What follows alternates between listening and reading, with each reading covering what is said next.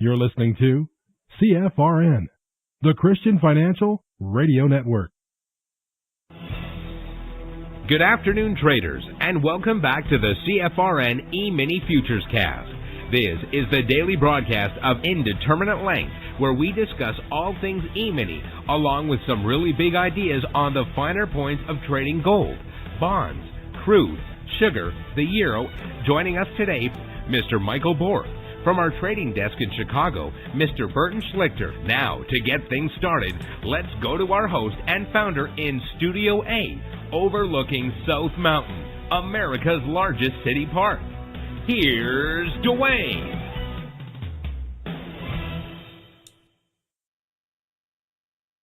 Good afternoon, welcome back. Today is Friday, 2nd day of August, 2024.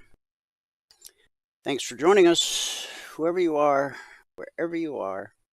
We're just glad to have you right here, right now. This is our second live broadcast of the day.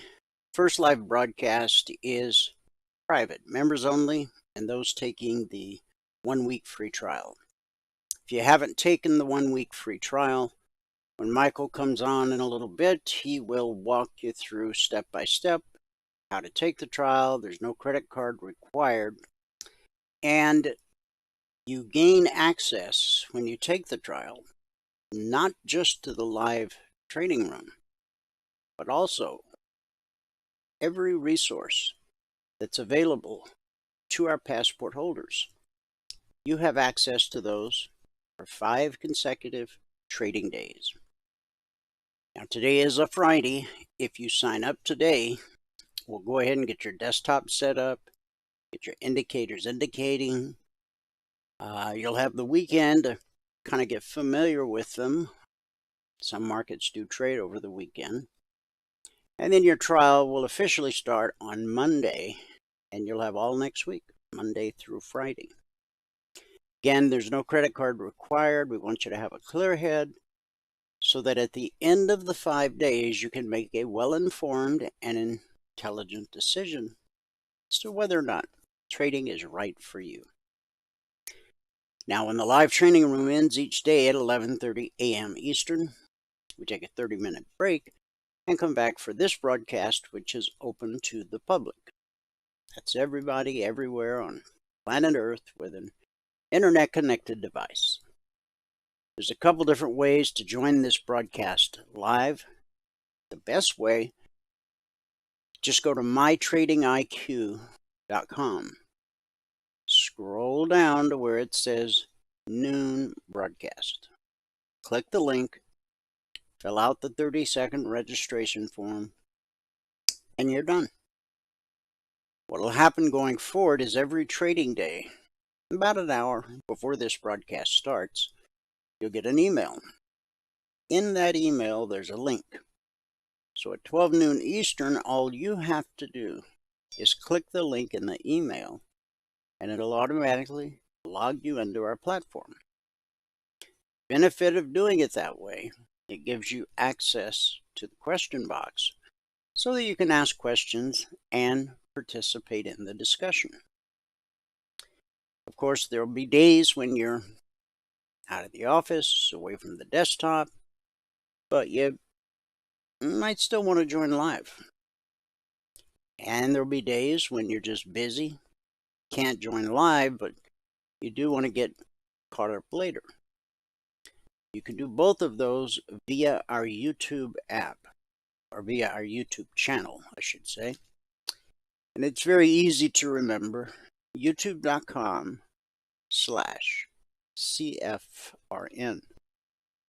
You already have the YouTube part memorized, so just remember CFRN. Not only do we broadcast live every trading day on our YouTube channel, as we're doing right now, simulcasting, if you will, but we also archive each and every daily broadcast.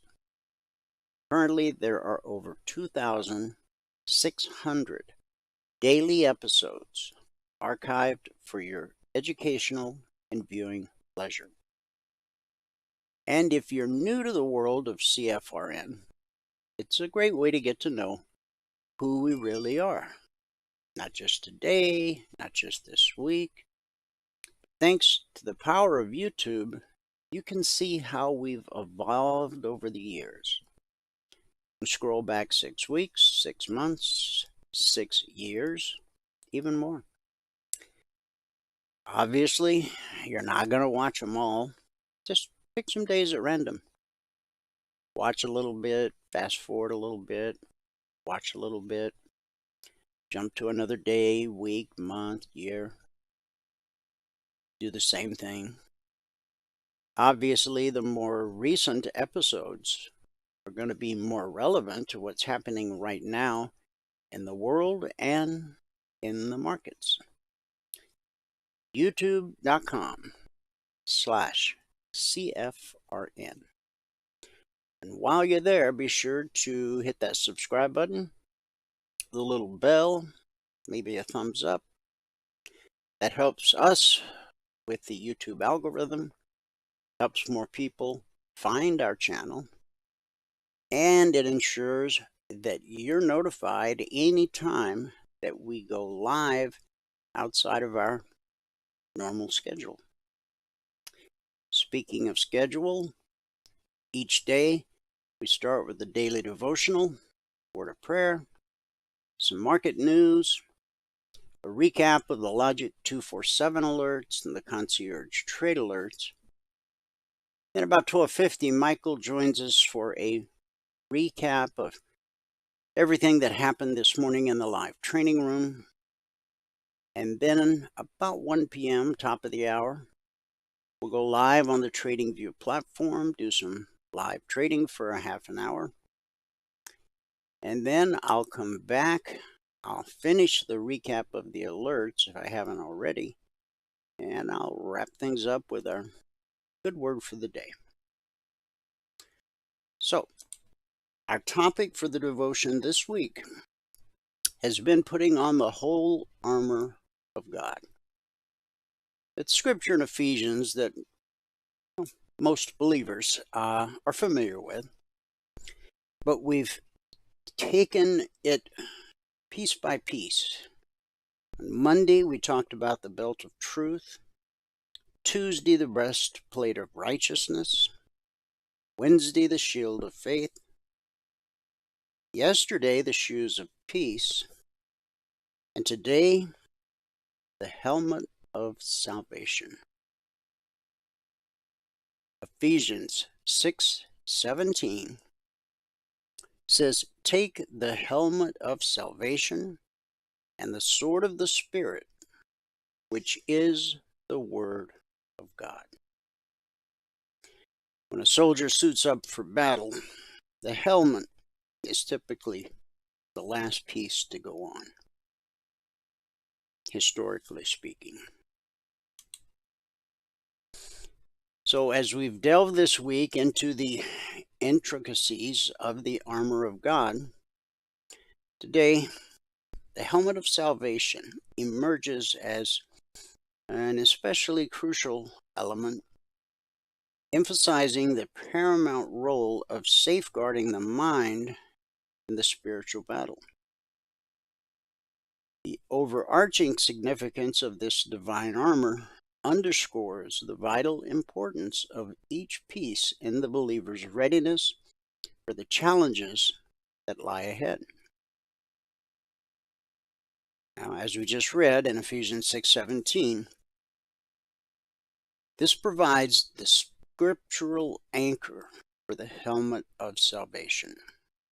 This scripture draws a powerful parallel, likening salvation to a protective helmet, showcasing its integral role in the believer's spiritual armor. In ancient warfare, helmets were essential for protecting the head, probably the most vulnerable part of the body. Likewise, the helmet of salvation shields the mind, providing assurance and guarding against the enemy's attempts to infiltrate and distort our understanding of God's truth. Of course, there's a symbolic meaning The helmet of salvation symbolizes the safeguard it provides for the mind. It represents the assurance of salvation as a source of hope and confidence, fortifying the believer's mental resilience against doubt and spiritual attacks. Now, in ancient times, helmets varied widely in design and material. Greek Corinthian helmets and Roman Gallia helmets were crafted from bronze, iron, and other metals, offering comprehensive head protection. This historical context illustrates the diverse ways in which helmets were tailored to ensure the safety and readiness of soldiers on the battlefield. In the current spiritual battleground, the helmet of salvation functions as a mental shield against negative influences. By embracing the assurance of salvation, believers can effectively filter out harmful thoughts and ideologies that may seek to infiltrate the mind. The helmet of salvation instills confidence in believers, enabling them to navigate life with the assurance that their eternal destiny is secure. This confidence shapes attitudes, perspectives, and responses to challenges, fostering mental and emotional stability. Now, in the Old Testament, David said in Psalm 27:1, "The Lord is my light and my salvation. Whom shall I fear?" This reflects the ancient understanding of finding assurance in God as a source of salvation and protection. We fast forward to the New Testament. In 1 Thessalonians 5:8, Paul encourages believers to put on the helmet of salvation, highlighting its importance in maintaining a clear and protected mindset amidst life's challenges.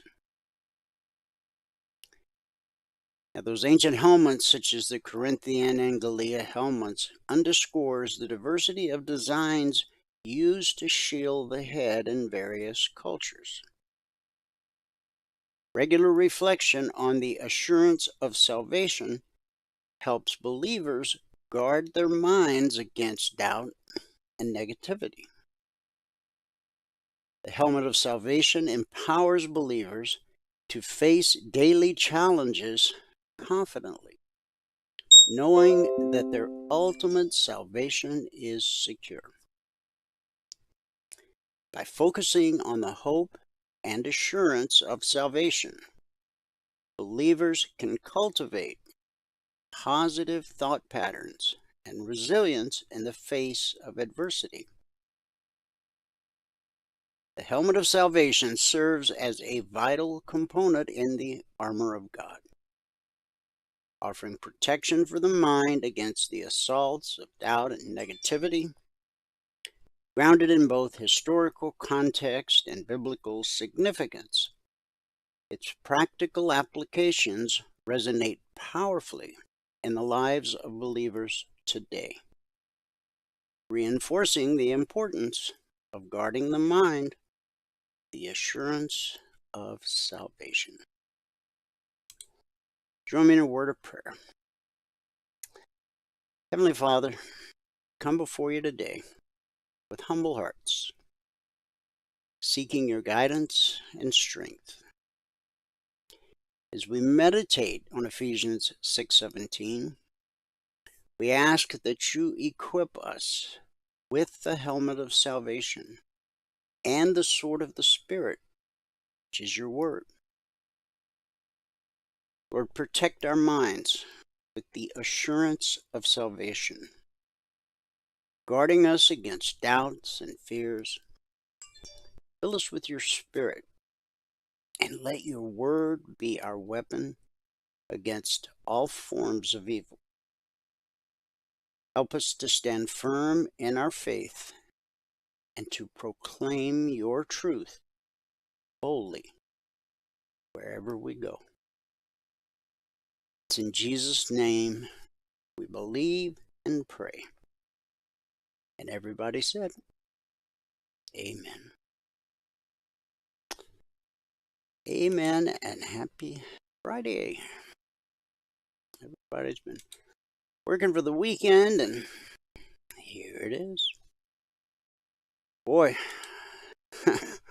those numbers this morning, well, we'll get into all that here in a little bit. Let me give you the numbers from around the world. We'll start out with that.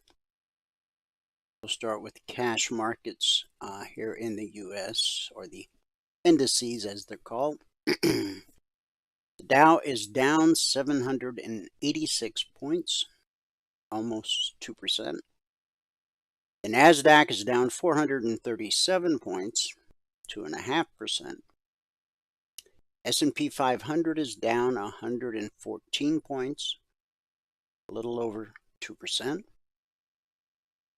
And the Russell 2000, or man in the street, is now down over 80 points.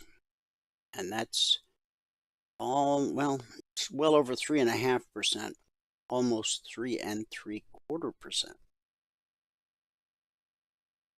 In the commodity basket, crude oil dropped $2.41 so far, trading $73.90 last. That's a drop of 3.25%. Gold down $1.90, trading $24.78.90 last. Just went unchanged on the session. Silver's up a dime, trading $28.58 last. The Asian markets at the close. Hold on to your hat here. The Nikkei fell 2,216 points. That's just shy of 6%. Now, a market correction is considered, in general, 10%. But rarely does it happen, in a day. And 6% is not 10%, but add that to what we've seen out of the Nikkei over the last few weeks, and it's pretty brutal. The Shanghai down 1%. The Hang Seng down 359 points, just over 2%. And in the European markets at the close, FTSE down 108. That's over 1.25%. DAX down 421 points, almost 2.5%. And the CAC down 118, well over 1.5%. So, if there was ever a day that there was blood in the streets, today would be that day. In the Asian markets, it was a red day. In the UK, it was a red day. And it is a red Radio Friday here in the US of A. None of this comes as any surprise to anyone who tunes in regularly to this broadcast. We're talking about it for quite a long time. Share a couple news articles here.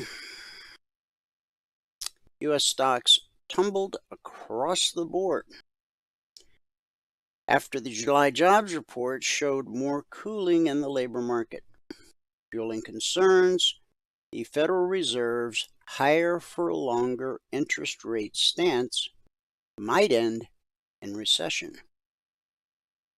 Friend, if we end up in a recession, we are a blessed people and a blessed land, because I see a depression. The NASDAQ composite dropped 2.9% after the jobs report was released.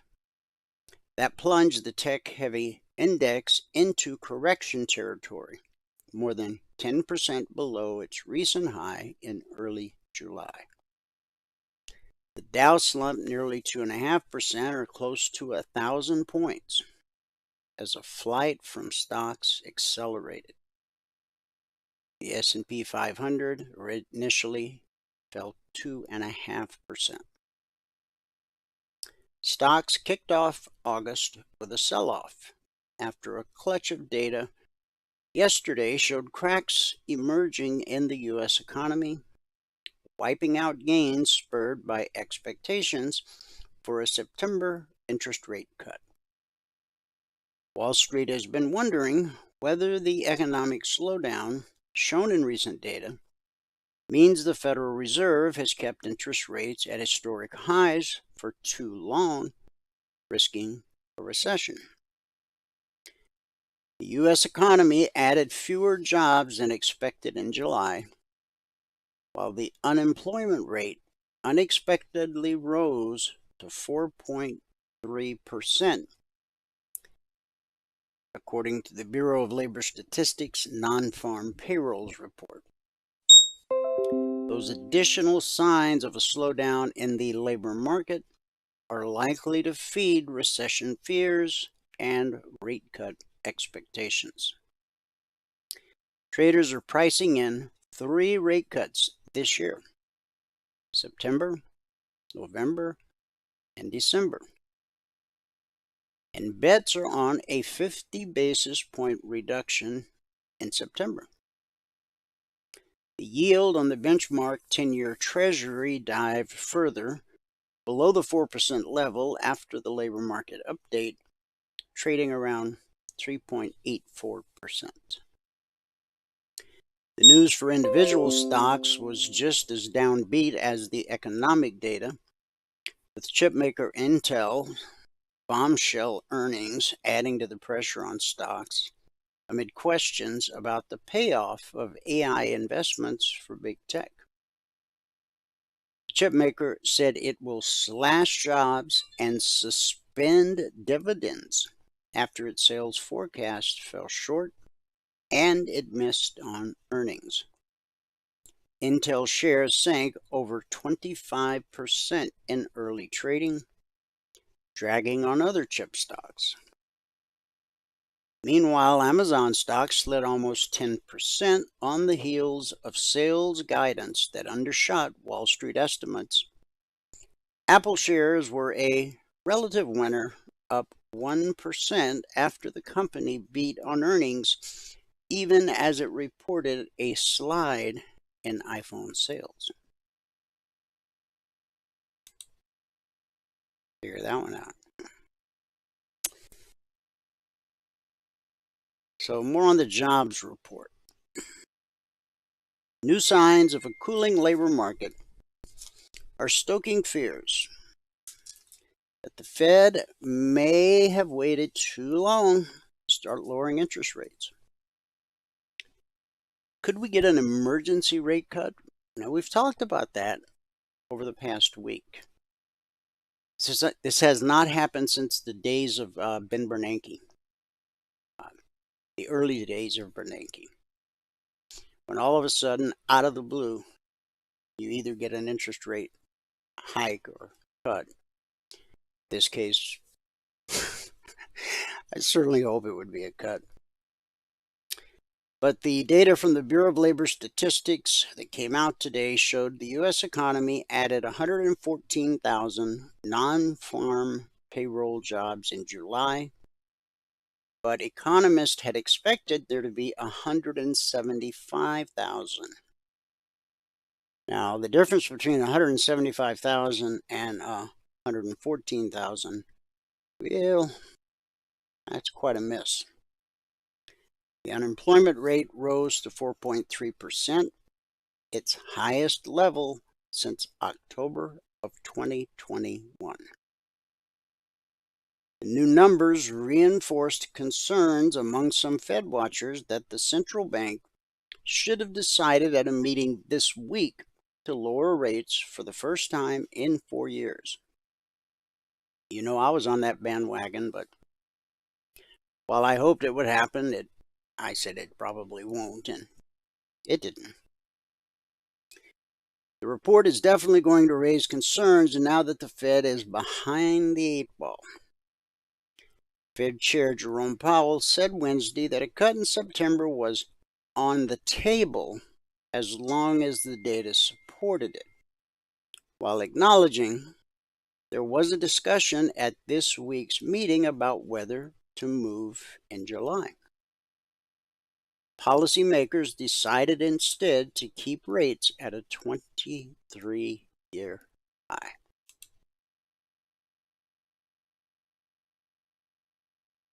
Amazon stock fell over 11% in early trading after the retail and cloud giant offered a current quarter forecast yesterday that fell short of expectations on both the top and bottom lines.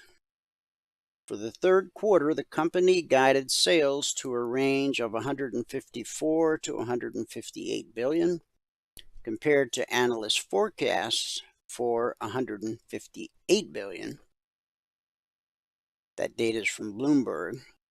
Its operating income in the third quarter is set to fall within a range of $11.5 to $15 billion. Wall Street had expected operating income to come in closer to $15.2 billion.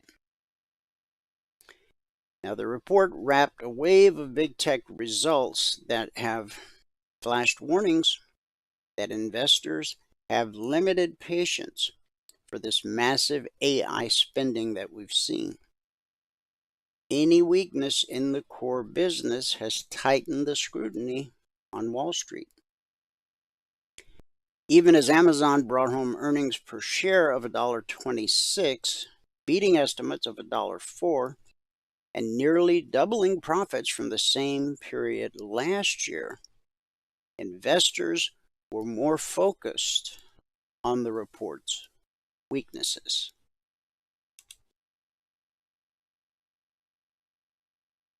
Now, we caught a bounce in the S&P, and I'll be showing you the chart here in a bit. The sell-off in stocks intensified, and bond yields plunged after that weak jobs report, fueled worries about the Fed and their stance on the interest rates. Equities tumbled with the S&P 500 poised for its worst day in 2 years today. Bad news after bad news after bad news. Now, some of you may be familiar with a fellow called Andrew Left. He's a short seller who deleted his research firm's entire tweet history last year to fend off what he described at the time as class action attorneys and trolls looking for dirt in his past stock commentary. Dozens of deleted tweets are now front and center in the U.S. Justice Department's indictment, accusing Left of manipulating the market to benefit his own trading and lying to investigators. Prosecutors say the tweets on the platform now called X were intended to dupe hundreds of thousands of people who followed Left's Citron research account into helping him move the market and reap millions. By using the Citron Twitter account to generate catalysts, events with the ability to move stock prices, defendant Left profited from his advanced knowledge that he was about to trigger such movements in the market. That's what happens when you get a big following. Left's lawyer says it's preposterous that Left's tweets could move large cap stocks and say they represented his legitimate views. Underlying every count in the indictment is the claim that the opinions tweeted were not what he believed, and, well, that's just not true, his attorney said. The misrepresentation here is from the Department of Justice, not Mr. Leff. There's nothing wrong with short selling. Naked short selling, that's a whole different issue. And for those of you that have been around long enough, you know that's how CFRN began. Chip giant Intel reported their second quarter earnings after the bell yesterday, missing on the top and bottom lines and announcing a $10 billion cost reduction plan, which will cut 15% of its workforce and suspend dividend payments. A lot of people are going to be dumping Intel. In a release, Intel said it expects Q3 revenue of between $12.5 billion and $13.5 billion, well short of the analyst expectations of $14.3 billion. True story. All right, let's look at Logic 247. That's our 24/7 around-the-clock E-mini alert service. It's not just E-minis, it's also crude and gold and silver and euro and bonds. Over the last 313 weeks, we've issued over 17,400 individual handcrafted alerts, and we've averaged on a weekly basis 20% or less of the alerts being stopped out based on market structure and a very simple 3-step process that we teach all of our passport holders. So far this week, and I highly doubt I'll put anything else out today,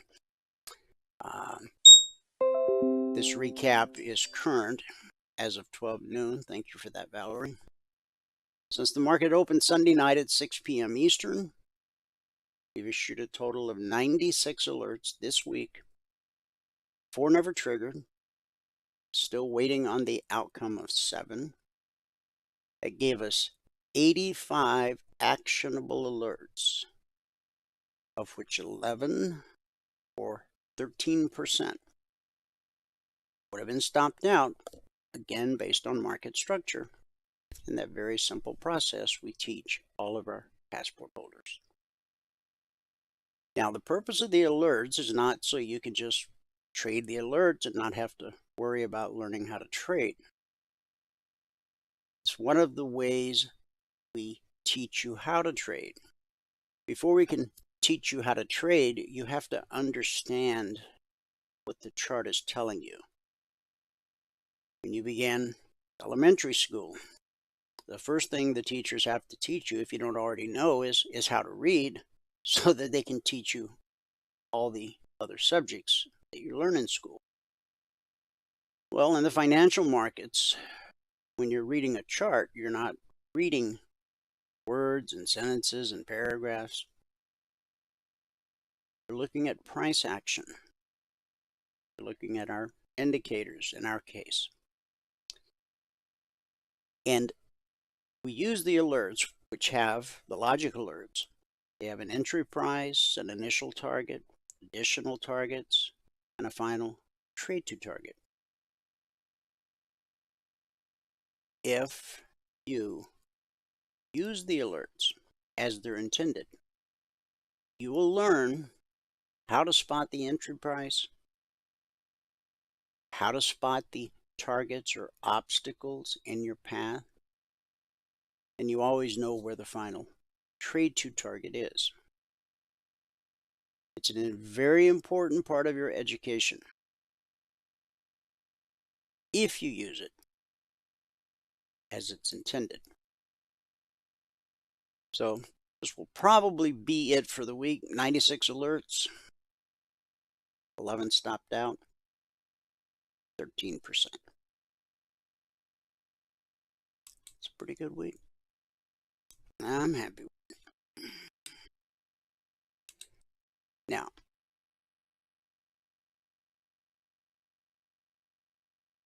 our original alert service, concierge trade alerts, they're a little bit different. Logic alerts come out around the clock. Futures trade around the clock, and we have traders around the globe. So a logic alert can come out at 2 a.m. or 2 p.m. as opportunity presents. But the CTAs are published as a static report shortly after the Globex open each evening. So last night, the Friday session began at 6 p.m. Eastern, and at 6:15, every one of our members and trial members had every one of these targets. So what do you do with this report when it's published?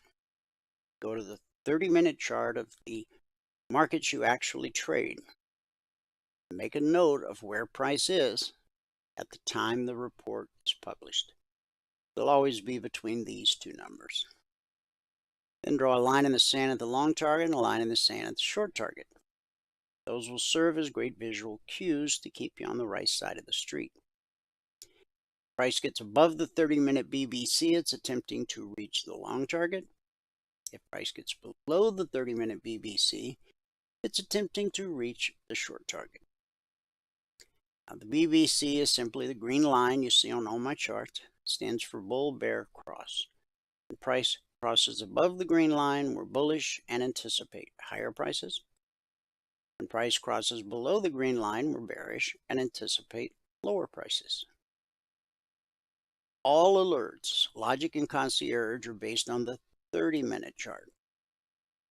The BBC can be applied to a daily, weekly, monthly, 5-minute tick chart, range chart. Doesn't matter. The function's the same across all markets and all time frames. Above the BBC, expect higher prices. Below the BBC, expect lower prices. It's really simple. Now, with the logic alerts, I give you the entry price and I give you the initial target and the additional targets. Here, you get to look left yourself and find those windows of opportunity on the way to the long or the short target.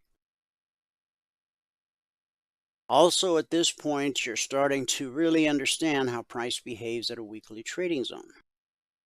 That's very important because price is always trying to reach a weekly trading zone.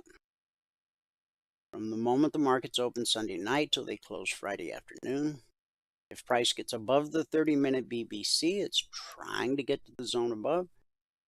If price gets below the 30-minute BBC, it's trying to get to the zone below. Publish the zones every week for our members since December 14th, 2009. So this December will make 15 years. They come out Monday morning at 6:15 a.m. Eastern, and once they're published, they are carved in stone for the entire week. They don't change in any way whatsoever.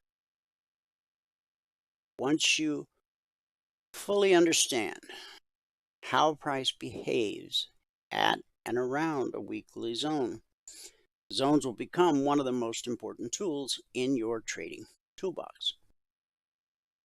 Beyond that, just don't complicate things. Let it stay simple.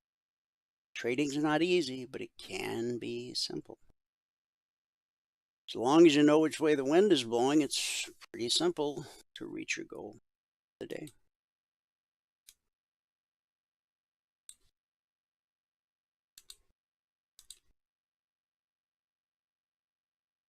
Okay, here we go.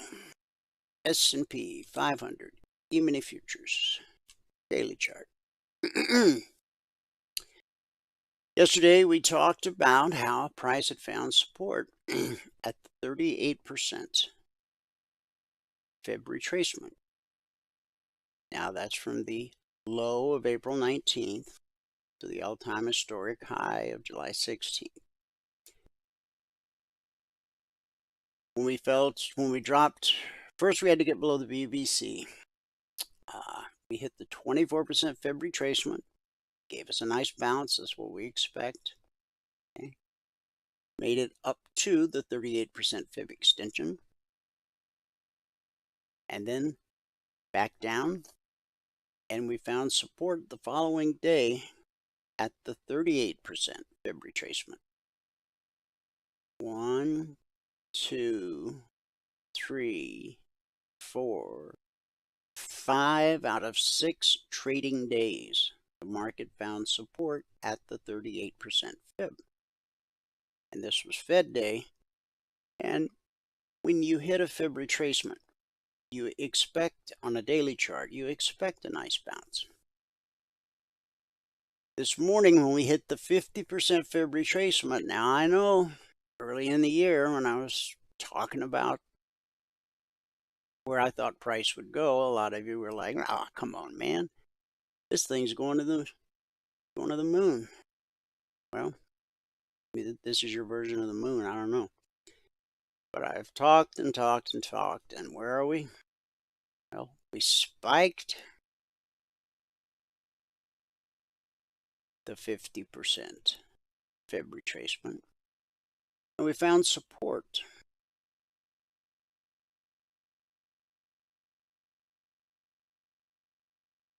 I published this morning in the discussion group. The low right here, 53.24 1/4. And we got support at 53.3175. And I was looking for 24 1/4. So I missed it by a few points. Okay. Now you understand this low. I mean, if you just look at it, just a casual glance, this low. Buyers came in, drove it up. Now, initially, when we hit the 50% Fib retracement, we caught about a 30-point bounce, and then that faded. We came down to this support that we were anticipating. The market turned back up just before we hit that spot.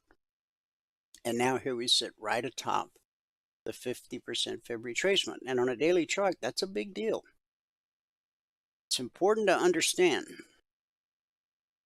that institutional traders, the ones who actually move price because of the size of their accounts and the incredible size that they trade in, they look at daily, weekly, and monthly charts the way you and I look at 30-minute charts, 5-minute charts, tick charts, and range charts.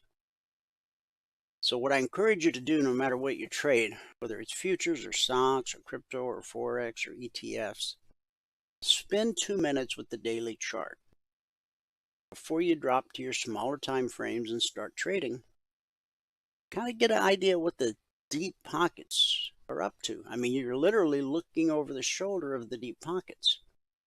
There was certainly no doubt yesterday which way the wind was blowing, or the day before, or today.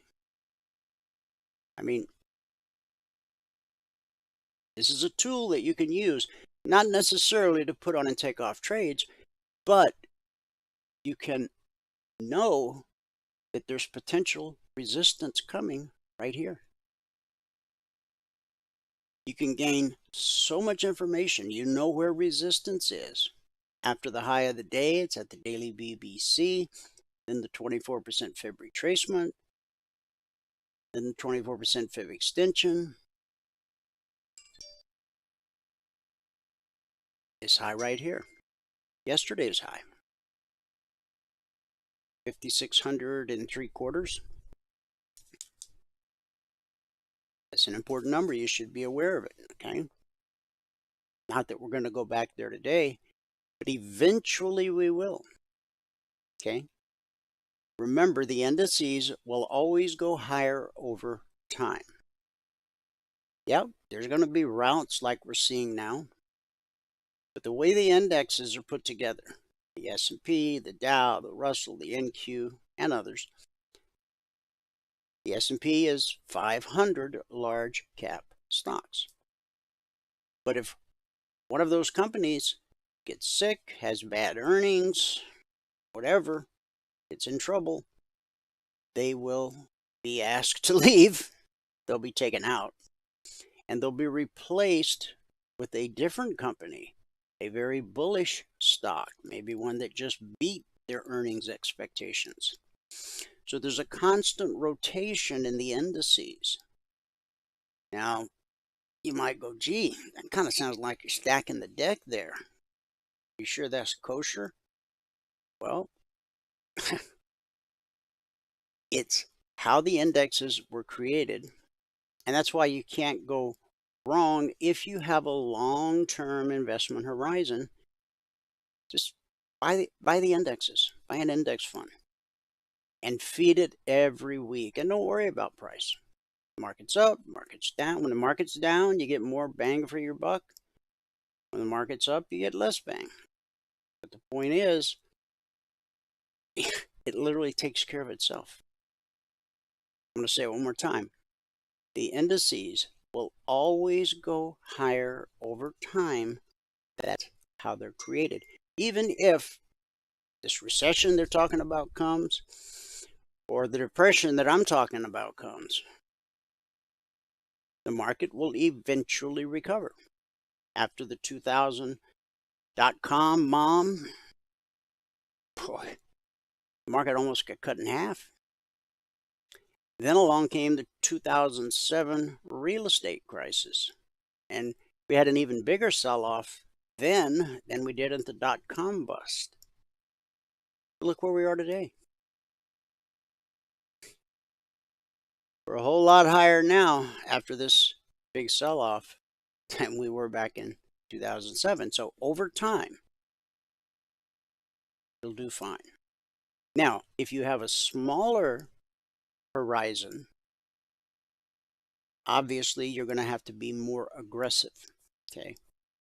And that's what learning how to trade intraday, which is a whole different animal than investing. So work that into your day plan, okay? Spend 2 minutes with the markets you trade, looking at the daily chart, identifying where you should expect resistance, where you should expect support, and then go to your smaller time frames. As I said, all alerts are created on the 30-minute chart, and the vertical line separates today, Friday. Back here is Thursday. We can scrunch it up.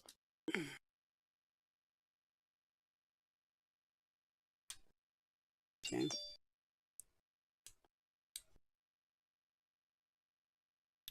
So the market opened last night.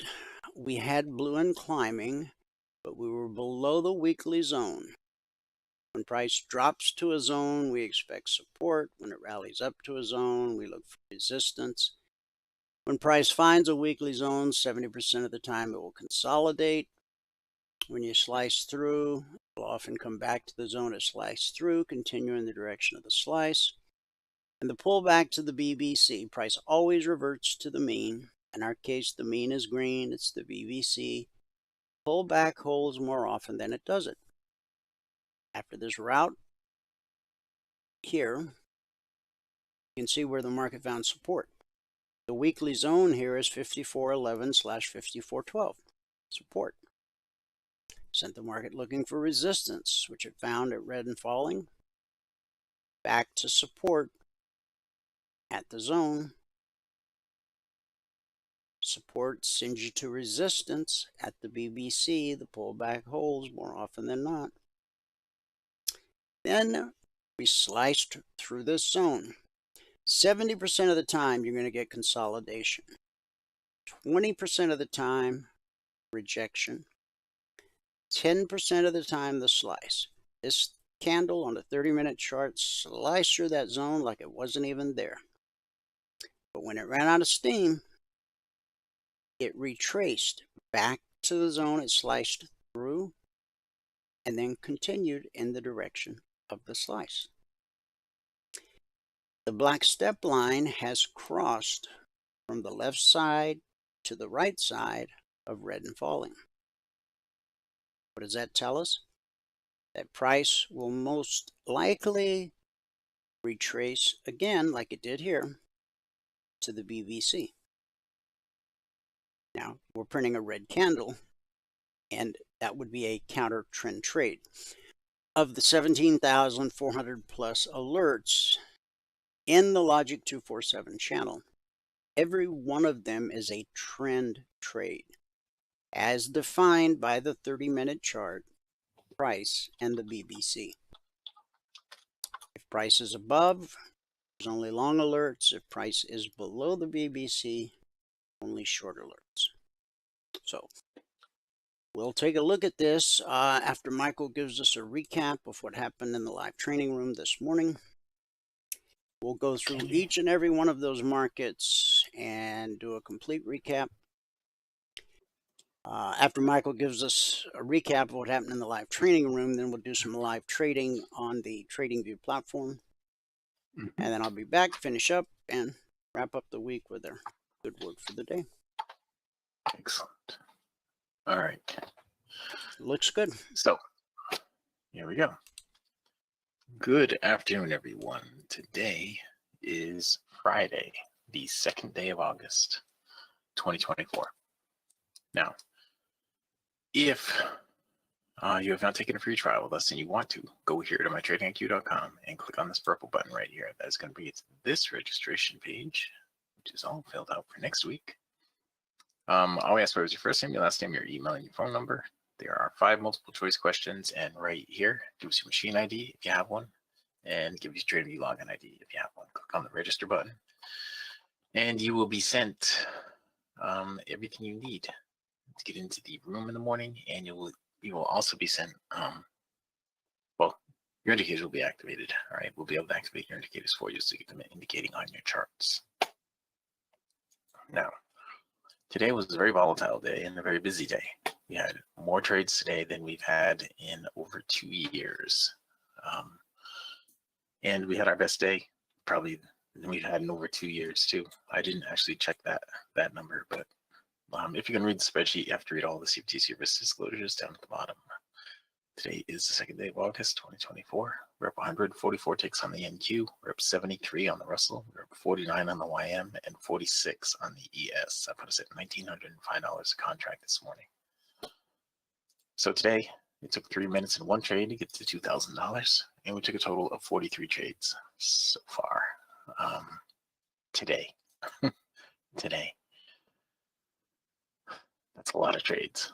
43 trades. That's like that day, and that day all added together. And if you add up all those totals, that still doesn't equal what we ended up with today. And those are some pretty good totals in there. Still doesn't end up with what we equal today. There's so much volatility. Anyway, on the month now, we're at $2,450 over 2 business days, averaging $1,225 with 1 contract, 2 hours per day. On the year, we're now at $60,402 over 143 business days, averaging $422 with 1 contract again for the morning session. So if you were to quit trading when you get the goal for the day, we're going to be rounding out this 24/20 blueprint here in less than 20 business days. I don't know how many business days we have left. 5, 10, 15, 20 business days. I don't think we have any holidays in there. 20 business days we have left in our 24/20 plan. We're just about 7 figures right now. We'll be at 7 figures by the end of next week. That'll be at 7 figures, I would bet.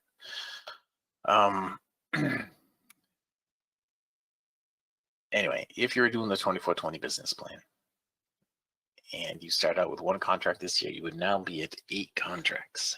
8 contracts on the year. And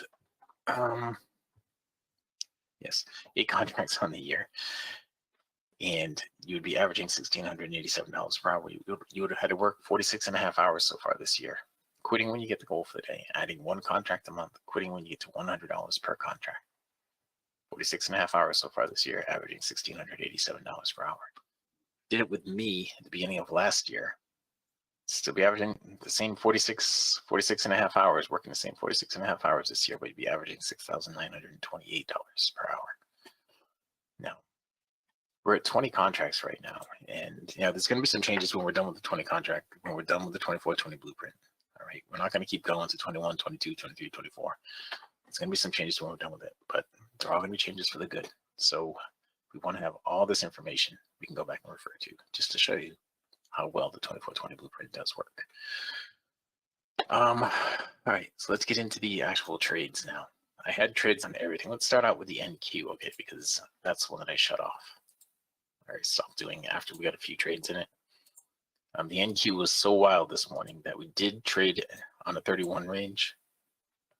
And we're on the 31 range. I changed my bracket to well, in the beginning, I changed it to a 9x9 bracket, 9x9 point bracket. So 36x36 bracket. Okay, that's what I had changed it to this morning. The trades that we did take were early on. So I'm not going to go through, there's like a million bars or a whole bunch of bars. And even going through quickly like this, it's still going to take us a couple of minutes to get to the beginning. So I'm just going to cover the trades that we did take. I'm not going to go into all the trades that triggered. Okay, on the NQ, because there were just a bunch of them. There it is right in there. All right, here we go. On the NQ, we started out, our first couple of trades were right here.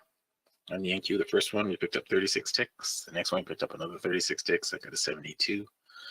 And then the next one, we picked up another 36 ticks. That got us 208. And then on the next one, we picked up another 36 ticks right there. That got us to 144. Took a break-even trade right there, and then I decided I was going to stop. Well, after this break-even trade, I decided I was going to stop trading it. Right. So with the NQ, it was wild this morning, and on the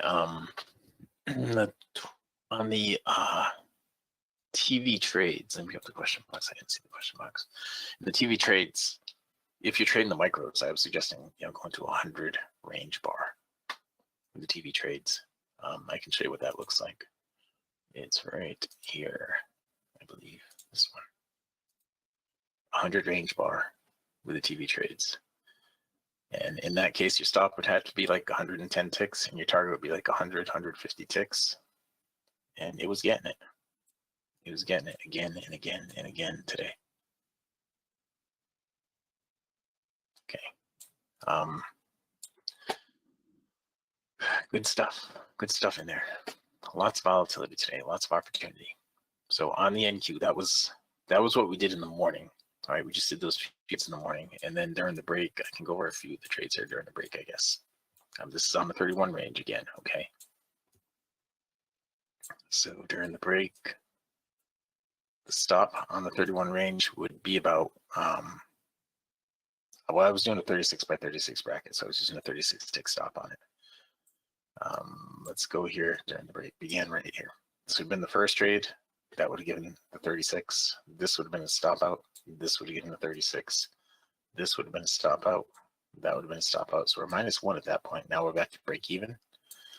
Now in here, it didn't go the full 36. No, it probably did. No, with the 31 range bar, it looks like it did go the full 36. So you +1 36 tick trade there. That would have been a break even. That would have been another +2 36 ticks. This would have been a break even or some profit. This would have been a 36 ticks, so +3, +4 36 tick trades.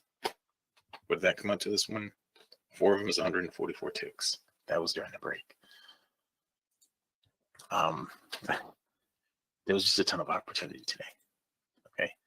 The YM and the Russell and all of them are going to be the same. I'm going to start here in, we had trades today that we've had since March of 2022. So I may skip the stuff that happened during the break and just go through the trades that we did. Okay, it's going to take long enough to do that. And going all the way back here to the beginning on the YM. Here we are, at the beginning of the YM. Now, where did we get our goal? We got our goal for the day on the ES, our very first trade of the day on the ES, but we'll get to that in a minute. All right, it's on the YM. we started out right here with the stop out minus 10. Then we got, it looks like we've got 12 ticks there to get us to +2. Then 2 more ticks here to get us to +4. And then moving over here. All the way over here, we got 20 ticks there to get us to 24. And had a break even there. Another 20 ticks there to get us to 44. Then a couple of break even trades. And I didn't have a lesson plan today, right? So I did take a break somewhere in the middle. Right, so we went from 44 to 49, so we had a 5-tick trade right there. And I didn't count that trade. Looks like a really good one. I probably got 30 ticks on that. Another break even right there. If I go back and look at the YM and see what I actually ended up with, I got a break even there, and that was it for the morning. So this big trade right here, I don't know what that was. If I go back and look at the recording, that would have put me over 2,000, I bet, on the day. I needed one 20-tick trade on one of the 5 range guys, but as it was,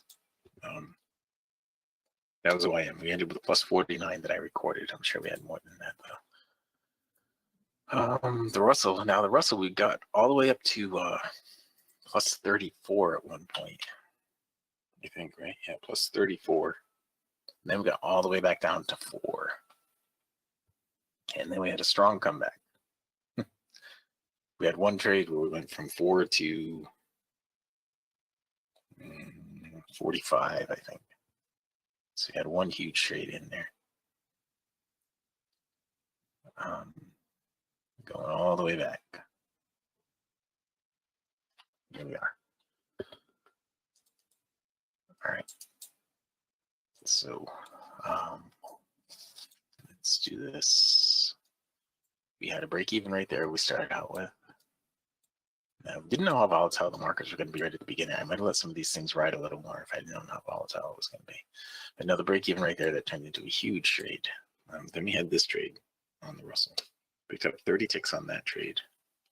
Right, then we had a break even there, and somewhere in here we had another small trade. I'm hoping I marked it. Another break even there. We had a small trade that got us to 4 ticks. Okay, here it is right here. We had a break even, then we had a small trade that got us to 34. And then I messed up in here. And I ended up losing 10 ticks on the mess up, and that brought us down to 24. Okay, I messed up with the DOM on that one. And I stopped out here, and that brought us down to 14. And then I stopped out again, and that brought us down to 4. And I got 1 tick here, and that's where I started to come back. After that 1 tick right there, I went from 4 to 5, and then I went from 5 to 44. So we had a huge trade on this one, 39 ticks on that one. 44. Then we had a break even there and went from 44 to 47. So we had a small gain there of 3 ticks. Then we had a 20 tick gain here somehow. Went from 10 tick gain. Went from 47 to 57. And then a big gain here. We went from 57 to 73. So this was a 16 tick gain here. And this was just a 10 tick gain there. And that was the morning session. Now you can see there was just a ton of opportunity here all day long, a ton of opportunity with all this volatility. It's good stuff all day. All right, even on the ES, all these blue arrows right here, just those blue arrows right there that you see right there, that little bit is enough to get the goal for the day. Any one of those, that's enough to get multiple times the goal right there, that one trade. And now the ES was very giving today too. I was at one point up 56 ticks on the ES. And the ES is where we actually got the goal for the day in the morning. Normally we can do the ES in one screen, but look how far back we have to go. There's so much volatility. We have all these bars on the 7-range ES. 2 weeks ago, we had to go to a 4-range ES because there wasn't enough volatility to produce any trade setups. And now we got to scroll back. It's in the fast scroll. All right, so here we go. Our first trade of the day was right here. We picked up 8 ticks on that one. All right, then the next trade was right here. And that was a huge trade for us. We picked up 24 ticks on that trade. That got us up to 32. We had a break even, another break even. There's some really nice blue arrow trades in there. Right here, we went from 32 up to 40. We had a break even, another break even. We went from 40 up to 56. So we had a 16 tick trade there. Then we had a break even, and the next trade we took was right here. We stopped out. That brought us down to 46. And that was right toward the end. We had a break even right there, and that was the end of it. During the break, there was a nice blue arrow there. That would have been break even for me. Nice blue arrow here would have been profitable. Blue arrow here would have been profitable. Blue arrow here would have been a break even, or maybe a stop out. Blue arrow here would have been a break even. Depends where I got filled on that. This would have been a stop out. And this would have been, depends where I got filled. This here would have been a stop out. So it's good that we stopped trading the ES when we did, because it looks like I had kind of a rough run right there at the end. We were up 46 on the ES at the end of it all. 46.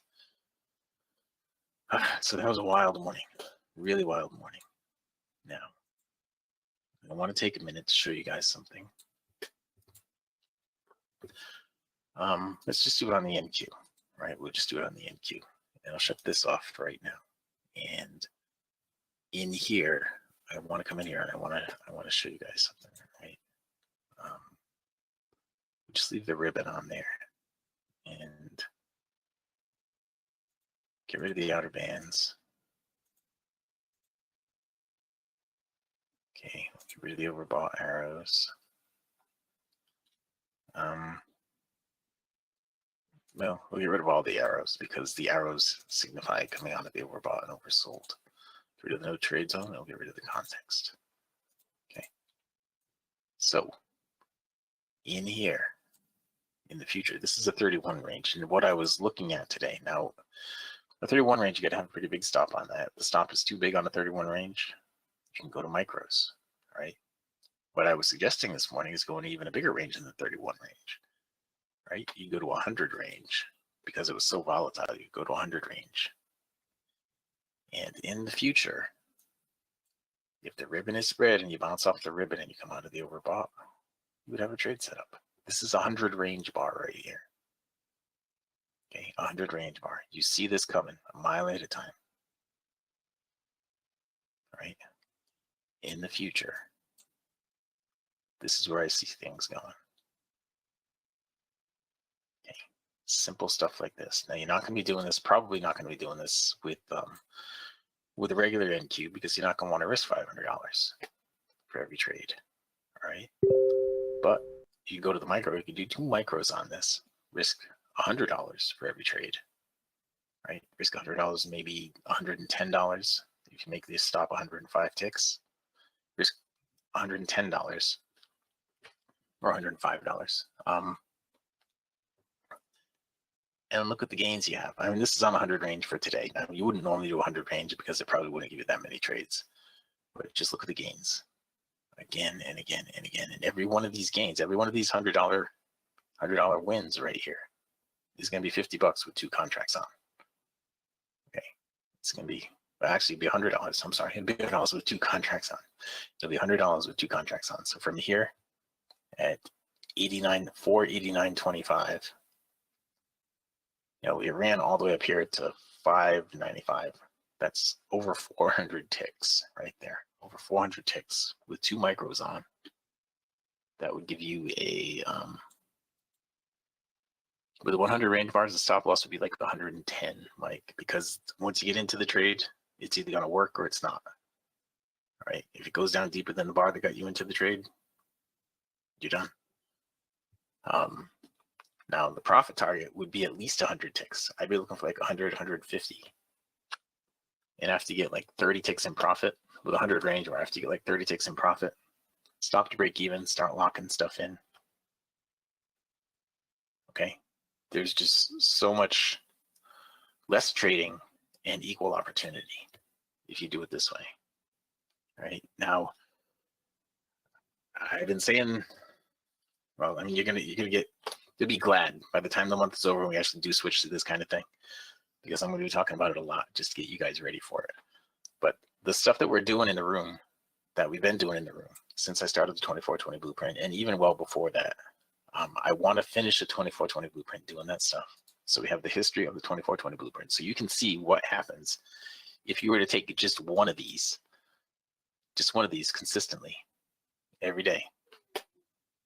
Get that $100 per contract every day. Or in this case, it'd be, it'd be $100 for 2 contracts because you'd have two micros on, right? And you get the same $100 for 2 contracts, same risk, a lot less trading, a lot easier to do and see and put on, just so much easier for everything. All right, this is going to be part of the passport down here when I finish working on this. It's not done yet. I'm still working on stuff on that. But my plan is to put something together so it would actually give you an alert that lets you know when it's coming up, and then an alert when it actually triggers, because a lot of these, when they trigger, they still pull back. All right, so it could trigger and then you get a pullback, so you have plenty of time to enter the trade. You don't have to be sitting right on top of it. Like everything that I do right now, you have to be on your game all the time to do what I do right now. And I'm really good at it, and a lot of you guys are good at it, but you don't see things like I see things because, well, you don't because you didn't create it. So some of you guys do. Some of you guys see things that I don't see, and that's good. I'm not taking anything away from you guys. You guys are really creative and smart and all that, but I want to make it easier for everybody, including me. This will make it a lot easier for me too. Okay. All right. I just want to point that out. All right. Now we can start trading, getting back into the stuff that we normally do. But I want to point that out to you guys.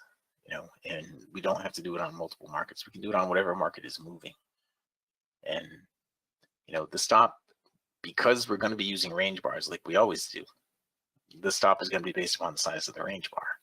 And it's not like 1.5 range bars. It's going to be, if we're using a huge range bar like this, it's just going to be a little bit bigger than the range bar. Okay. Now, if I go out here and I show you this on the NQ, this is the sniper, the TV Trades beta sniper right now. And this is on 100 range. So this is giving you indications here of all the trades that triggered again and again and again on 100 range using the beta sniper. Okay. So it's got more trades than you just saw over there. But again, you only need one of these. One of these a day is all you need. Right, and there's like 20 of them right here. Some of those stopped out, but most of them didn't. And in here, you can adjust in here the bias level, the snipe bias level. That is always on when you're using the snipers. The bias level is always on, so you can adjust that to something that is going to eliminate a lot of these trades. It's going to just give you short trades because it was all bearish all morning. It's going to eliminate all those long trades and just give you the bearish trades. Okay. If that's what you want, if your higher time frame that you're looking at is telling you, just think of short trades, whatever the bias is that you're looking at, it's giving you that idea to only look at shorts. That's all you have to do is change your bias in here to be a big number, and you're only going to get short trades. Okay. If you want to trade back and forth a lot, you probably don't want to do it on 100 range. But if you want to trade back and forth a lot, make that number smaller. You're going to get longs and shorts over and over again as the as price weaves around that value. Okay, and this is a TV Trades beta. If you are already a subscriber, you got to send me an email to get access to the beta. Send an email to support@targetviewtrades.com. Just put your login ID. This is CFRN up here. Put your login ID and just put sniper in the header, and I'll give you access to the beta if you don't already have it.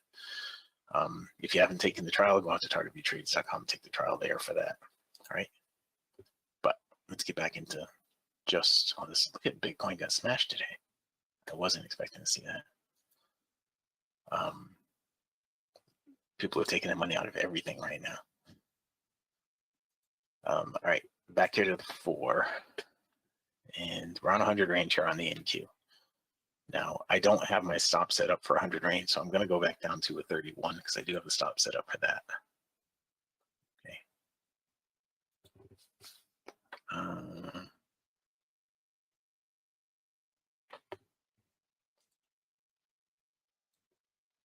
Joe, are you out in the audience right now, Joe? I just got a message. Different Joe. Okay.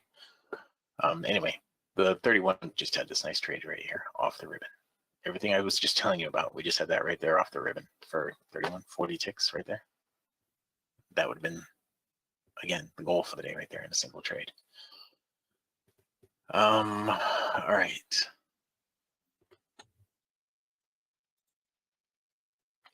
Let's see. We did not put in a higher swing there, so we're not really that interested in trading in that direction again. We didn't put in a higher swing here, but we didn't actually have a trade here either on the ES. So it's possible we could get a long trade here on the ES, so it's not that attractive to me because we've already been rejected 3 times right here. All the other markets are starting to drop a little bit. So good stuff in here, guys. I just remembered something else. All right. We have those guys that are in here right now that were in the partners meeting last night that were not in the morning session.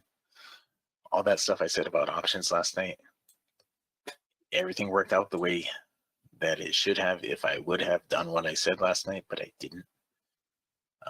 When I said I expected the morning session, it was factored in the morning session, the news is going to come out and price is going to rise, and then I was going to sell the call options and buy some puts.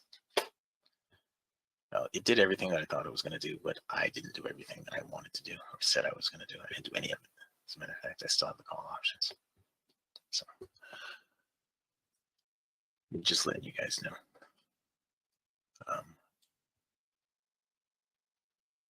The idea was right. The execution was wrong. So right now, everything is starting to roll over here. The NQ31 range is rolling over. It's pulling back up. I want to see it test the ribbon. All right. I want to see it get up into the overbought and test the ribbon. Right. Now, this is not going to be this right now. It's called the TV Trades range sniper right now. And in TV Trades, you don't have access to that. Nobody has access to that but me. But it's going to be something like this. All right. So now it's going to be 8 points from the top of the bar. 8 points from the top of the bar. So 39.75 down to 31.75 on the Russell. I mean, on the, oops, hang on. I put it on the wrong down. Sorry. It might not end up being a trade here, but it looks like it's going to. Nope, no trade. All right. Sideways, sideways, sideways. And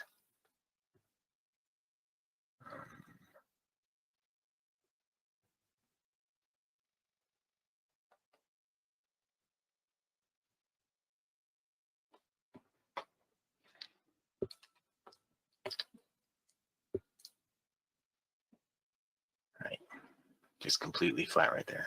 The ribbons, that market is flat, that market is flat, and that market is flat. Like those ribbons are all tied up.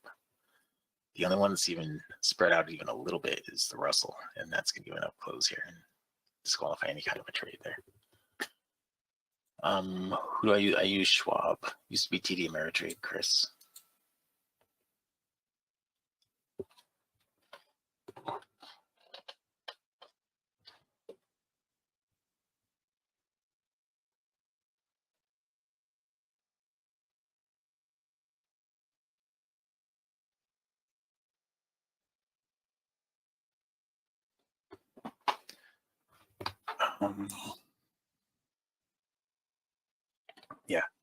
Yeah, they have good option stuff. It's actually, I used to like it better with the TD Ameritrade.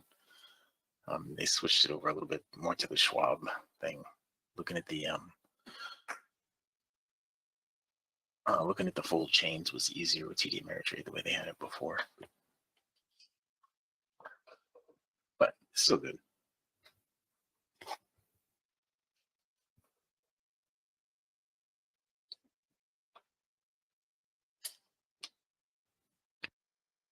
Yeah, Thinkorswim. Yep. But I didn't really use the Thinkorswim part of it. Huh. I just realized something.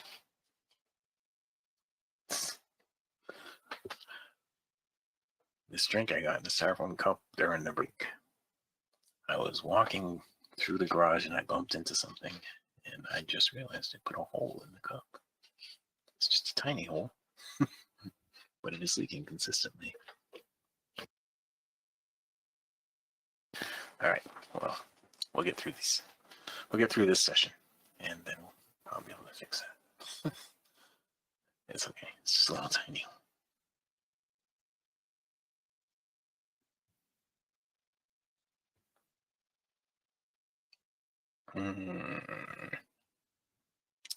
So on the YM, we're looking for it to pull back up and test the ribbon. On the Russell, we're looking for it to pull back up and test the ribbon. And over here on the NQ, the same thing.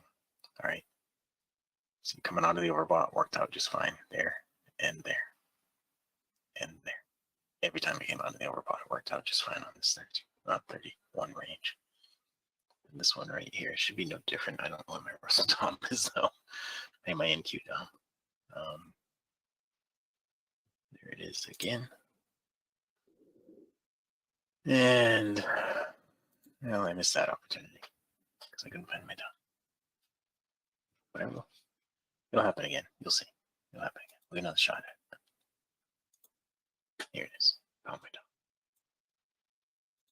Tom. All right. So right now on the Russell, we want to pull back up and test the ribbon. That was a big move down there on the Russell.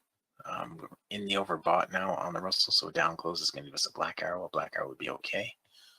Even right here, the black arrow. Now it's going to give us a blue arrow. Now it'll be a green arrow. Right, be a green arrow now. There it is. It should be a green arrow right now. And that should drop. It did gap down, so it's not really a great entry point right here because it gapped all the way from here down to here.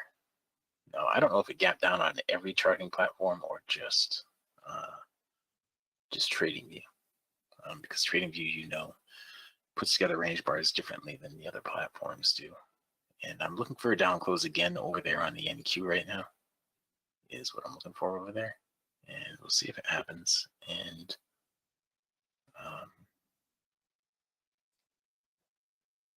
I now have a whole bunch of DOMs going. Trying to put this together. On the Russell, there it is on the NQ. All right, and I did it with a single right here, but from all the way up here, I did it with a single. Right, that was the micro I threw on the single right there. I meant to put on the other one. Now with the Russell, I actually did the Russell with a whole bunch. And the Russell I have, right now I'm going to lock in 5 ticks on that, and I'm out with 5 on that. And on the NQ, I don't even know what I got out of that single right there. I don't even know what I got, but anyway, we got 5 here on this, and on the yes, we're looking for that to pull back up. But you see how easy that was when it dropped out of the overbought off the ribbon? How easy is that? Imagine every trade being so easy. It's kind of how it used to be way back in the beginning. But it got, well, it got the way it got over time. And the demands that people had, they liked the action way back in the beginning when now we're not in the overbought here. We're testing the ribbon, but we're not in the overbought on the NQ right now. The ES and the Russell and the YM are all about to give trades here. Okay, every one of them. There's the YM trade, I believe. There's the ES trade, I believe, and we don't have a Russell trade yet. But all right, so here's the YM trade that's not working out yet. And we have the ES trade that also is not working out yet. The NQ's got to come out of the overbought again, right in there. Okay, I'm gonna have to go to crap. I did all. Sorry, I was trying to do too many things at once. I was trying to trade the NQ again as well, but I missed it. All right, so we're break even here on the ES. We're +1 tick on the ES. All right, and this actually slipped me some 2 ticks, as you can see. And so we're out with the tick over there, and we stopped out on the YM, and we got another one going here. Now these are 31 ticks, guys. 31 ticks. You see how I just gave 50 ticks right there? The East. Same thing back here. Here. It's crazy volatility. Crazy volatility. Just came out again right there. Now this one is like the fifth one coming out of there. It's consolidating right here. I'm not as tempted to jump on that. If I did, I'd still be in it right now, but I didn't. Right, so right there, the ES finally gave the blue arrow right there. And we actually took the last one over here. So this is not a valid one for us because we didn't get a lower swing from the last one. Okay, that's not a valid one for us right now. It is valid for you if you want to do it though.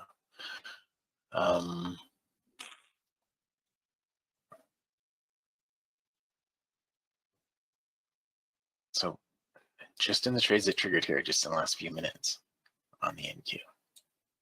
That one, that one, that one, that one, that one, that one, and coming up this one probably right there. If you just did those trades and you took 30 ticks profit on each one with 2 contracts on the micro, that's 1, 2, 3, 4, 5, 6, 7. It's $210 right there. Think about that. You never risk more than 35. Now, again, not every day is going to be as volatile as today is, but it's a real thing. It's a real thing.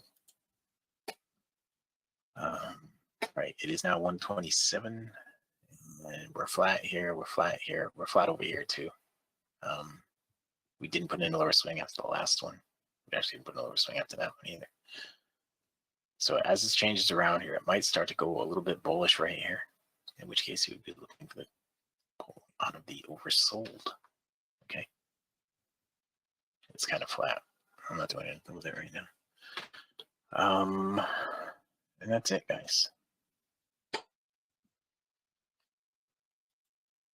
So this was a lot easier to do today than it was this morning. This part of today was a lot easier than the morning part. I do still have to give profit target on the 31 range. I would start out with like a 50, Chris. Look for the prior swing high or low to begin with. All right, the prior swing high or low, and then 50 is a pretty good number for it to hit it. It's like 1.5 of your bar lengths, a little more than 1.5 of bar lengths.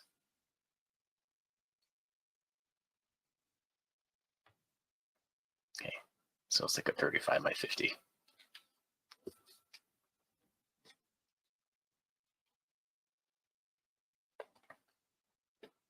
See how everyone, when it actually triggers, it actually triggers.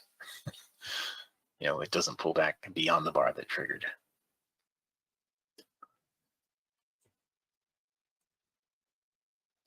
In a perfect world. Let's see, and right here, let's just, since I don't have any of the other stuff on here, we're not really paying attention to the weekly trading zones. Just for fun, this is what it looks like on an ES right here. There's not going to be as many, obviously, but same 31 range bar. Bang. The other way, same 31 range bar. Now, this one didn't come off the ribbon, so if you're only doing the ones off the ribbon, there are only a few of them, but still. This is the ES. So 53.75 down to 33.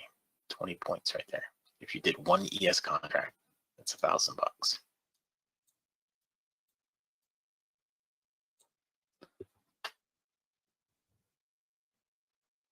Okay. All right. Well, I wouldn't do the 31 range on the ES anyway. I'd do something smaller so you'd have a lot more opportunity in there. But I just want to show you what it looks like. If we do the YM, the same thing right here. I just want this to the YM. The YM you could do on the same 31 range. It's volatile enough to do that. And if we bump it over here like this, this is today. Now the YM is $5 a tick, just like the NQ. So if you're doing the same thing, you're looking for the bounce off the ribbon when you get the pull out of the overbought or oversold. Bounce off the ribbon when you get the pull out of the overbought or oversold. This is the first stop out right here. of all of them. That's the first stop out. Looks like there was one right here too. Get it right back though. Get it right back. Again and again and again.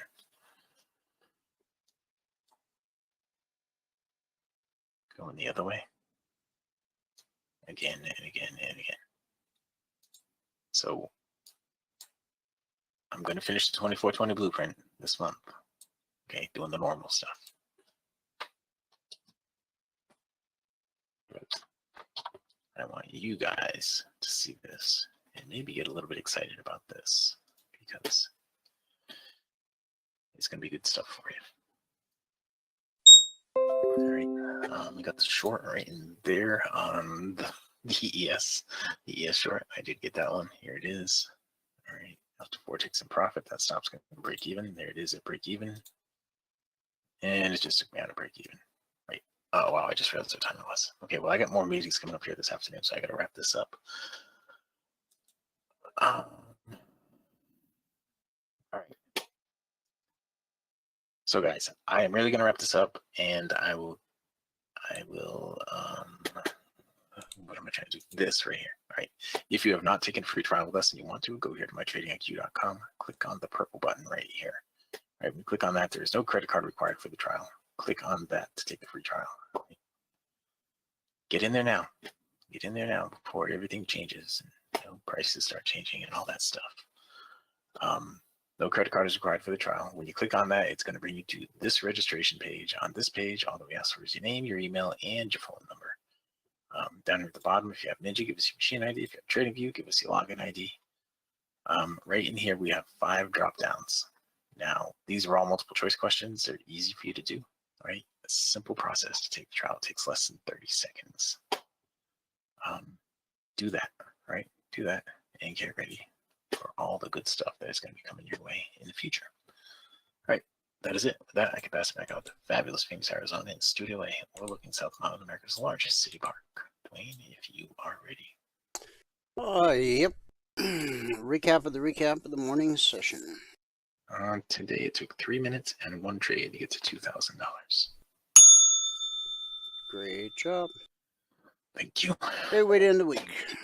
Yes, it was a great way to end the week. All right, guys, pick up where we left off. We were looking at the ES. Obviously, we hit our short target and then some. Look at how long consolidated here at this weekly trading zone. Now, that's not the lowest zone. The lowest zone's down here at 52.80. But this low here was 31.75, and we were looking at 53.2450 as potential support. It's the low this candle. Sorry, this candle. 53.24 and a quarter. Okay, so we may still see that today.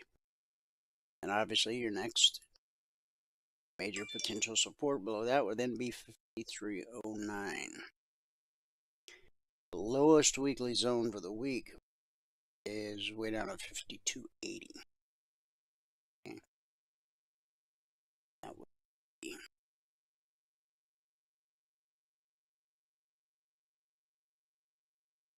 the 62 is at 88, so we would break the 62, the lowest weekly zone for the week. These are the zones that were published Monday morning at 6:15 a.m. Eastern. Once they're published Monday morning, they're carved in stone for the entire week. As you can see, price goes from zone to zone, back to the zone. Very active week. I remember on Monday, one of the articles I was quoting from said that this should be the busiest. They're referring to news, but in actual movement, it's been the busiest week of the summer. Now, this step line has seriously crossed. We should see a retracement, or at least a good attempt, back to the VVC. Now, it doesn't have to. If price gets back below red and falling, then the step line is going to start to straighten out. That 24 and a quarter numbers right here. On the Dow, here's the opening candle last night. 15 minutes into the life of this 30-minute candle. That's when the alerts went out. And down we go to the target. Support gives us a bounce up into red and falling. Sends us back to support, back to resistance. Then we hit the zone at 39, 99, 95. Support sends us to resistance. The pull back to the BVC holds more often than it doesn't. 1, 2, 3 times in a row right there. It finally cracked that weekly zone. And on the Dow, it took us down to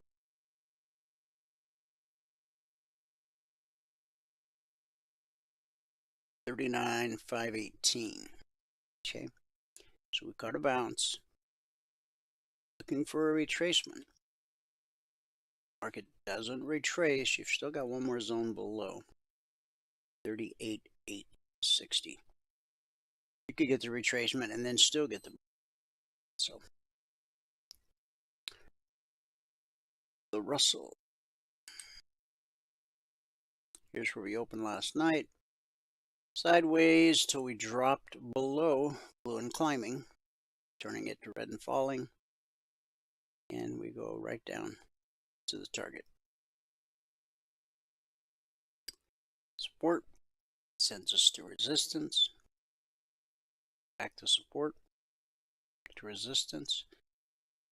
And then support at the zone where we consolidate. That's what happens 70% of the time.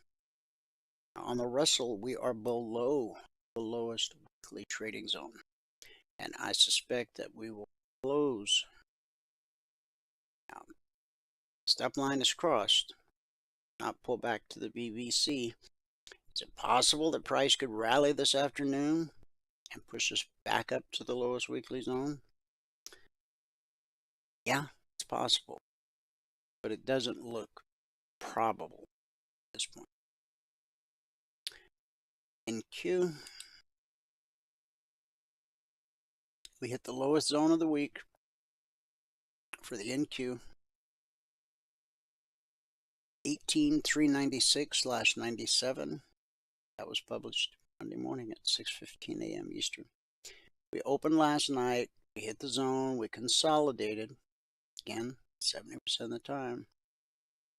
And then we get a leg that takes us down to and through the target, and a retracement, and a leg, and a retracement, and a leg, and then pull back to the BVC, held again. It's all the way down to the zone, lowest zone for the week. That support sent the market looking for resistance, which it found. And now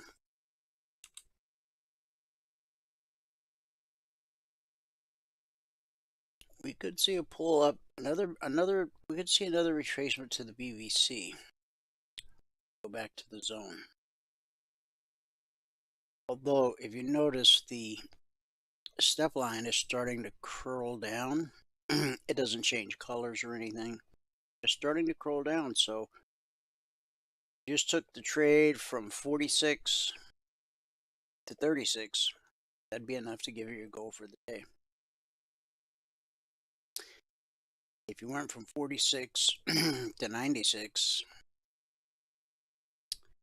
that would be 50 points at $20 a point. That would be $1,000 contract traded. Crude oil got hit hard again today. It hit hard yesterday afternoon. Here's where we opened last night. Came down to blue and climbing. Support pushed us up to resistance at the BVC. And then we just consolidated sideways, reached up to the zone overhead, found resistance. That put us back below the VBC, blue and climbing, turned to red and falling. And we fell right down to the target. Now, if you were being cautious and Maybe you waited to enter on this candle. It opened at 65. Down to the target is $350 per contract traded. But you're on the right to trade 10 contracts, so that'd be $3,500. Step line is crossed. On all of these markets, when that step line crosses, you'll always get a pullback to the BBC. Not every time, but more often than not. These markets are looking so heavy. We've still got a few hours left of trading. Friday afternoons are typically pretty slow. This may not be a quiet afternoon, though. It's Friday, but with all the news that came out today, and as much angst as there is in the markets on Capitol Hill, the Middle East, I mean, goodness, a lot going on. Gold. As the open last night, we're above the BBC, gap blue and climbing, takes us right up to the target. Resistance. It sends us all the way down to the short target support. Pushes us back above the BBC. Get a leg and a retracement. Leg and a retracement. See the pullback held. Then we spiked the zone at 2515/16.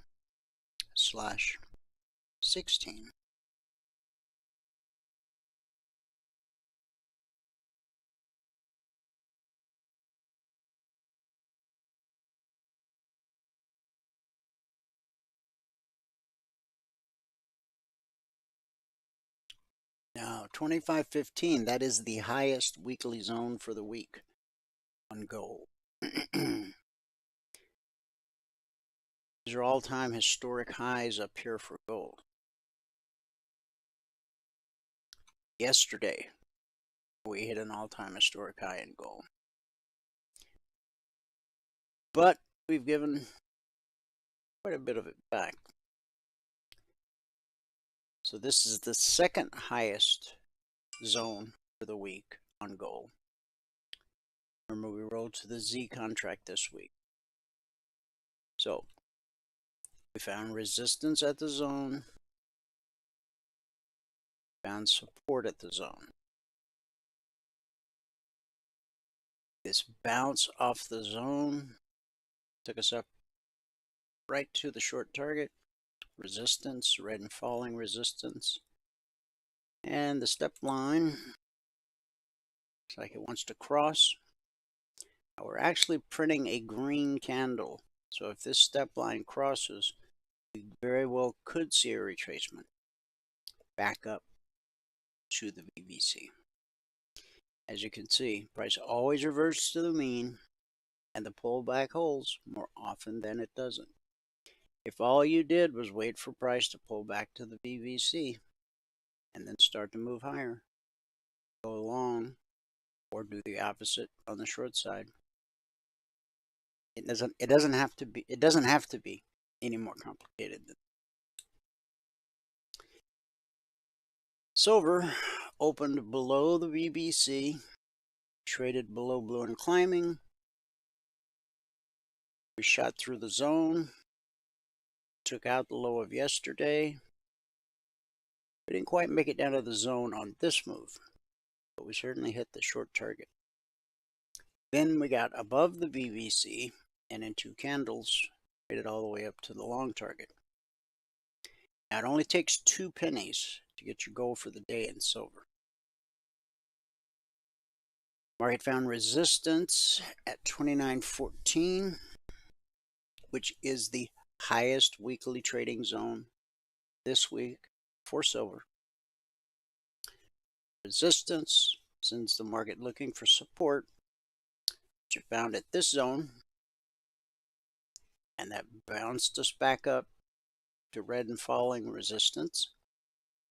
And as with all the markets, we've got that step line crossing red and falling, and we're printing a green candle. So now this would be a counter trend trade. In the Logic 247 channel, 17,400 individual alerts. Every one of them is a trend trade as defined by the 30-minute chart price in the BBC. In other words, if price is above the BBC, there's only going to be long alerts. Price is below the BBC, there's only going to be short alerts. Okay? That's trading with the trend.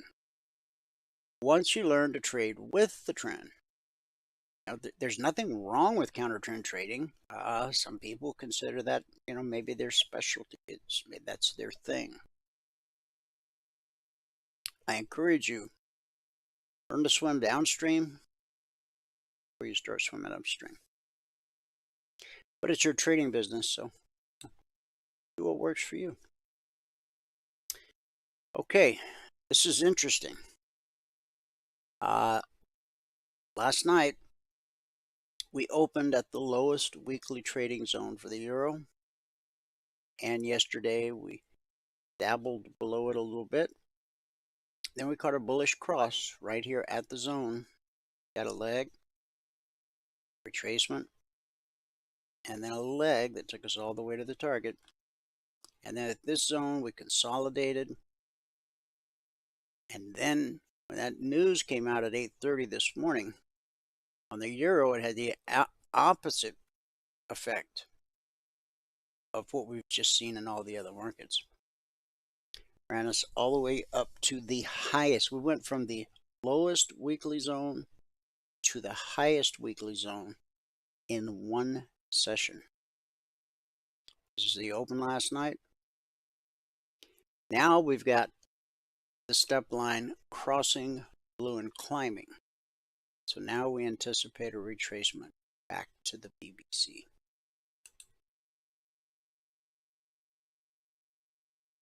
Yeah, I agree, Chris. That is a wow. No matter how you spell it, forwards or backwards, it's still wow. It's an incredible move for the euro. It really is. Okay, well, my work here is done. Remember, 53.24 1/4. Mighty close. Now, if we take out that low right there, you've got this low. This is 53.09. And you got the 62% Feb retracement, 52.88. And if we drop below the 62% Feb retracement today, now again, we did bounce at the 50. Okay, we bounced at the 24, we bounced at the 38, we bounced at the 50, but it's now been wiped out. The 62, of course, should give a nice bounce. But if Sunday night we trade below the 62, or whenever we trade below the 62, this bullish cross from May 8th, that is some heavy duty support. 52, call it 5205/5210. That's major support. Okay, so keep that in mind. All right, guys, you can become a member today by going to mytradingiq.com. Becoming a passport holder means you have access to everything you see. Live training every trading day, 2 hours. It's an interactive environment, which means as you're watching live trading, you're trading along in your demo account until you qualify to go live as per the 2420 blueprint. 9 out of 10 new traders fail for that very reason. They don't have anyone to teach them how to do the job. We work very hard to teach you how. Okay. Along with the group training, when you become a passport holder, you also get private one-on-one mentoring. The strategy you learn, the indicators you own as a passport holder, they're fluid across all markets, all time frames. As a passport holder, you get the Logic 247 alerts, the concierge trade alerts. You get the weekly trading zones Monday morning at 6:15 a.m. Eastern. You're able to attend the members only workshop every Thursday night. Plus, you get the golden key that opens the private channels in Telegram. It's everything a trader needs, all under one roof, one low price. MyTradingIQ.com. Let's wrap this fine week up with our good word for the day.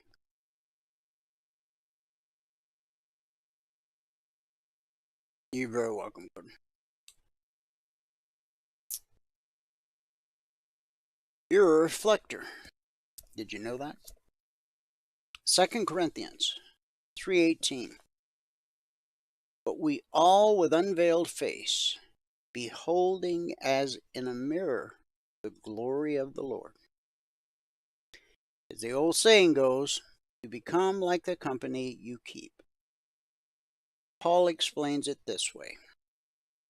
But we all with unveiled face, beholding as in a mirror the glory of the Lord, are being transformed into the same image, glory to glory, just as by the Spirit of the Lord. Christians, like mirrors, reflect the glory of God.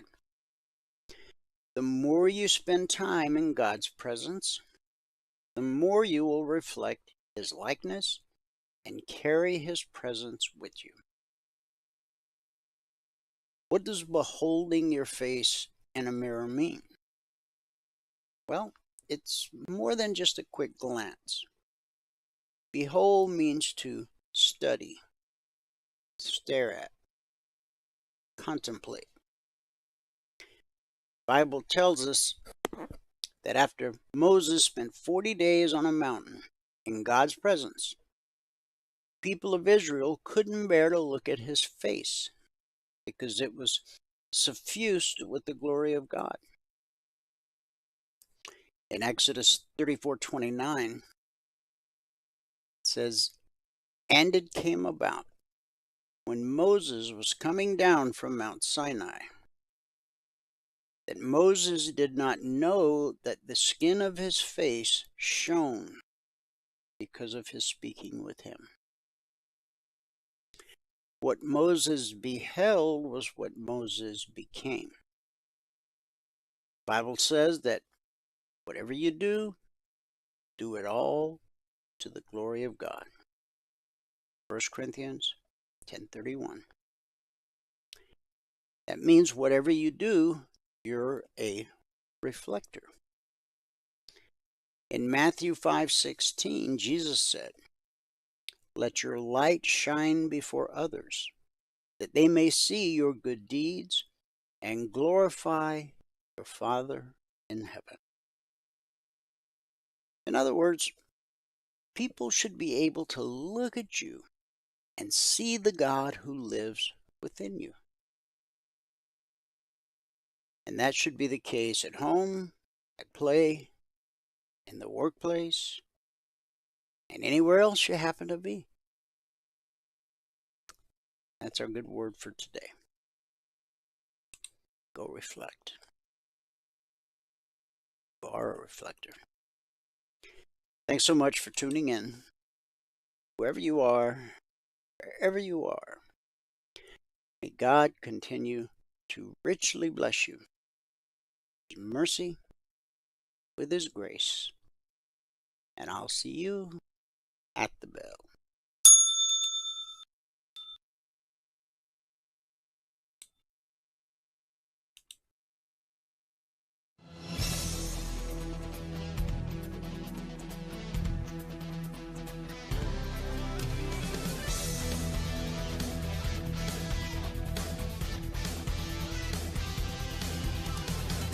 Remember this, there is no greater return on investment than to see a human life changed and given hope. As always, pray hard and trade safe. Any financial information discussed on this show is simply the opinion of our host, Dwayne Reeves, his co-hosts, and guests. To learn more about trading E-mini futures or to take a 1-week free trial in our live trading room, call 1-866-928-3310. 866-928-3310. Information discussed on this radio program should not be construed as a recommendation to buy or sell any security. Always do your own due diligence and consult with a licensed securities broker or financial planner before making any investment decision.